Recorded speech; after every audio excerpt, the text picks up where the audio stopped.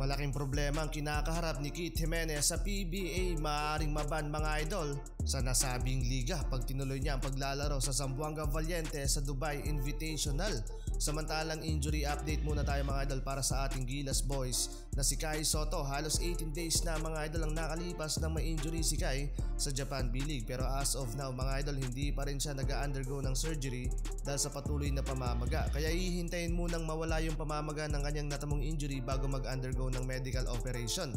At ayon sa kampo ni Kai Sotto, hindi na dadalhin pa sa US ang ating big man bagkus sa Japan na mismo magpapa-opera. For the first time sa career ni Kai Sotto na nagkaroon ng serious injury, kailangan muna niyang maging selfish this time. Take time to heal and recover. Kaya wag muna kayong maniniwala sa mga nilalabas na balita na maglalaro na si Kai Sotto next week or either next month, dahil wala pa namang official na balita kung kailan talaga makakabalik si Kai Sotto sa competition. Yung importante dito ay yung 100% fully recover siya. Kung makikita nga sa nilabas na recently na video about kay Kai Sotto ng Koshigaya Alpas, parang walang injury or pamamagang iniinda si Kai Sotto, pero halatang tinitiis lang ng big man ang sakit para ipakita at hindi na mag-alala yung mga tunay na sumusuporta sa kanya.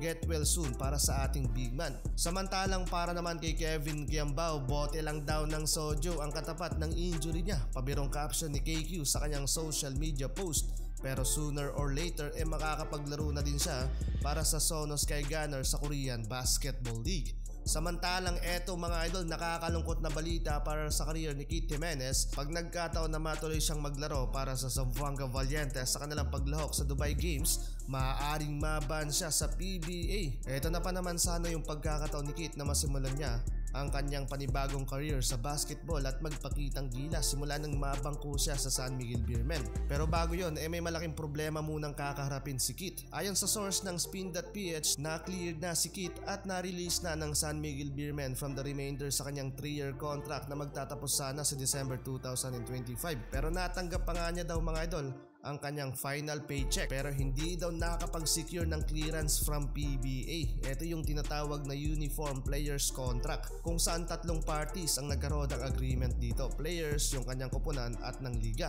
Hindi pwedeng makancel ng isa o dalawang partido lamang, kagaya nung nangyari ngayon kay Kit na nagkaroon sila ng maayos na usapan ng SMB management. Pero hindi kasama dyan ng PBA na maaaring humantong sa breach of contract at worst case pa na maban sa liga.